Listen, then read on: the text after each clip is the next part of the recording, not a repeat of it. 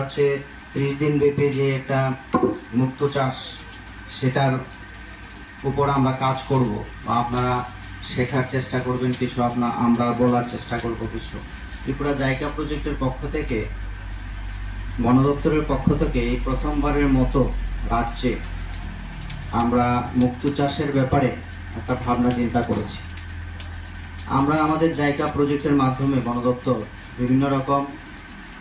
Livelihood generation বা উপজীবিকা যেই কাজের মাধ্যমে ধারণ করা যায় সেটার উপর আমরা কাজ করি। তো আমরা একটু ভিন্নতরভাবে ভাবার চেষ্টা করি যে আমাদের ডেপুটি ডাইরেক্টর ফিশারিজ ডিসি সরকার মহোদয় আছেন, যে এখানে মুক্ত চাষ হবে না কেন, যে আমাদের সরকারি তরফ থেকে বোধহয় এটা প্রথমবারের মতো একটা প্রচেষ্টা যে মুক্ত চাষ সম্ভব। এটা 2-3 বছর যাবতেই আমাদের মাথার মধ্যে ঘুরপাক করছে।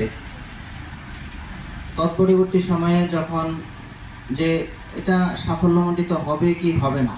করা যাবে কি যাবে না, কী ধরনের রেসপন্স আসতে পারে প্রশিক্ষণার্থী যারা আমাদের যারা মা বোনরা আছেন তাদের থেকে। তা আমি আর আমার ডেপুটি ডাইরেক্টর মহোদয় পূর্ব মেদিনীপুর গেছি। পূর্ব মেদিনীপুরে এরকমের মুক্তোর যে চাষ সেটা কুটির শিল্পর একটা রূপ ধারণ করেছে। পূর্ব মেদিনীপুর আমাদের পশ্চিমবঙ্গে আছে, আপনারা জানবেন।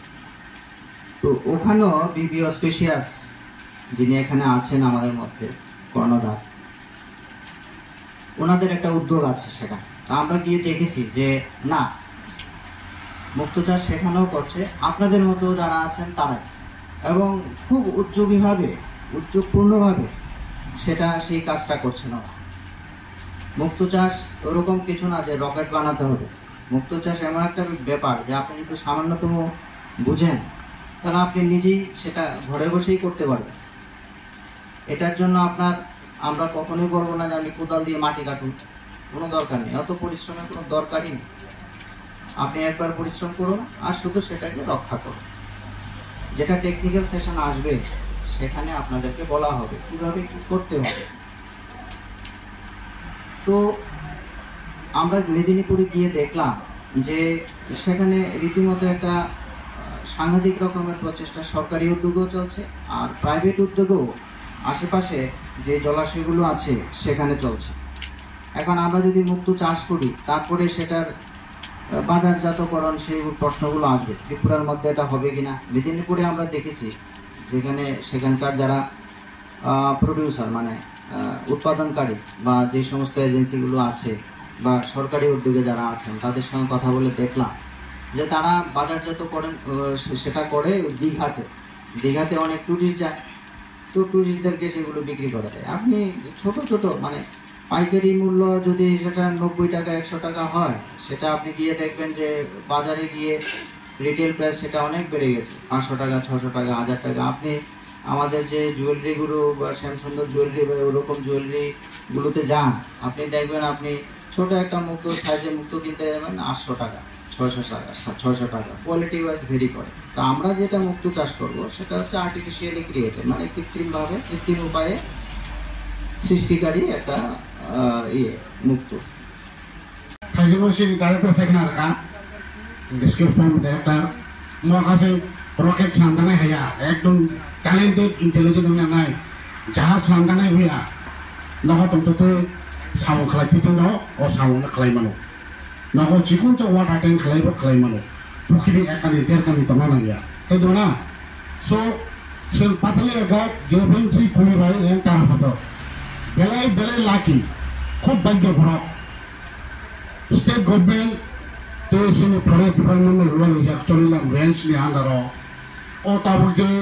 मुक्त चाष खायनाय माने आं अफिसार कोकन मात्र 2टा सिंगल प्रोग्राम खायसांका ब्रो ओ खय थामा नामा सुबनसि सिनाति जब खय थांगा जे नुनाय देब्रागला आपारा मुसुबनसि सेकेंड पातलिया का जेफेंसि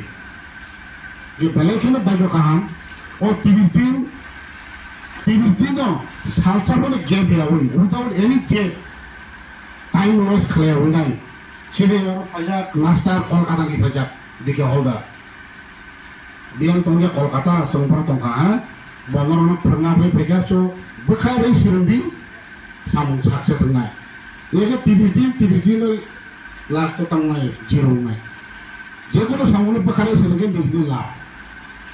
orang failnya orang model serendi orang failnya mana kayak bising failnya teu tujuh failnya last moment failnya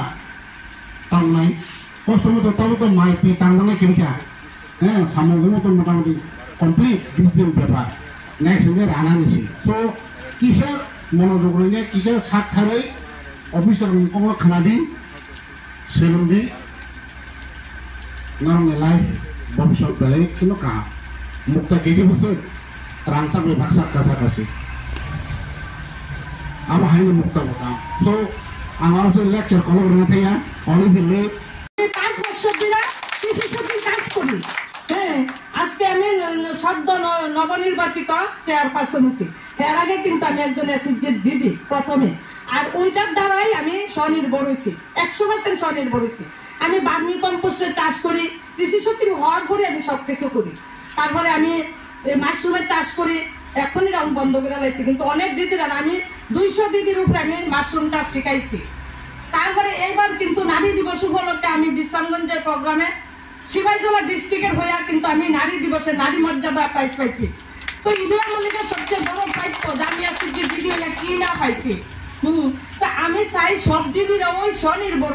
কতদিন আর দাদার কাছে হাত পাতো ঠিক নেই কন্যা দিদি লজ্জা লাগে অনেক সময় এই নাই কত দেমো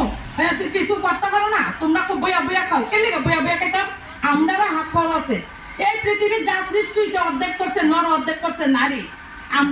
আমরা সব পারি আমরা রাখতেও পারি আমরা চুলো করতে পারি আমরা কাজও করতে পারি আমি কি রান্না বান্না না করে আইছি আমি কইরি আইছি সবকিছু কইরি তো আমরা পারতাম না কি লিগা আমরা সব পারবো আমরা কেউ কাছে হাত পারতাম না আজকে বাচ্চারা একটা মাস্টার দেখাতে আমি 2টা মাস্টার রাখতে না কি লিগা আমরা করি না দেখে কিন্তু আমরা করতে হইব টাকা রোজগার সবাই করতে হইব গাড়ি তো লাগে কইতো দিদির 180টা দেবেন কে লেগা না দাদা আমনে বল আমনে থেকে আমরা অনেক শক্তি বেশি আছে আমরা ওখানে সব পারি আর মহিলার দ্বারা ওই ভারতবর্ষ উন্নত হইতাছে মহিলারাই সবকিছু করতেছে মহিলারা এখন আগে আছে আর আপনারা এই জায়গা সারারা যে একটা প্রজেক্ট আনছে এটা কিন্তু আমরা পাইছি না আমি অক্সিডাইজার মালা বানাইছি এয়ার ফুটো আমার মালা বিক্রি করছি আমরা ওইটা পাইছি না আমরা আসলাম কেয়ার আলমে আমরা কিন্তু ওইটা পাইছি না খুব একটা খুশির সংবাদ আমি চাই যে আপনারা পাথালিয়া ঘাট ত্রিপুরা না ভারতবর্ষের মধ্যে 1 নাম্বার 1 বুঝছেন কারণ কিটা মহিলারা টাকা রোজগার করলো ওই দেশটা আগে যাইব নাইলে কিন্তু দেশ পিছাই থাকবো চাকরি কয়জন রে দিব দিতার তো না তো ভারতের বাইরে কিন্তু সবাই রোজগার করে লজ্জা শরম নাই কি হলো আমি কিন্তু ডিএম অফিসে আবার 2বার করে দোকানও দিছি আমার হাজবেন্ড কিন্তু পুলিশ ডিপার্টমেন্টে চাকরি করতো এসআই আমার অনেকে কইতো ওই ধ্যান ওই স্যারের বইছে আরে আমার কি হলো আমার কি নিজের কোনো পরিচয় নাই আমারও তো একটা নিজের পরিচিতি দরকার টাকা না রোজগার করো আমার সংসার ভালো চলতে হইব সবচেয়ে আগে আমরা এটা চিন্তা করতে হইব তো সব দিদিরা কই স্যারেরা এত বড় একটা প্রজেক্ট আনছে আপনারা মুক্তা চাষটা করেন মুক্তাটা কিন্তু একটা মানে সাংঘাতিক জিনিস এটা সবাই ইউজ করে হয় কেউ কানের বানায় কেউ গলার বানায় মহিলারা এটা কিন্তু খুব একটা আকর্ষণীয় জিনিস এটা দামও আছে আমরা বাইরে টানান লাগে তো আপনারা যদি চাষ করেন আপনারা তো আমরা সবাই নেব তো আপনারা এটা কিন্তু করবেন সবাই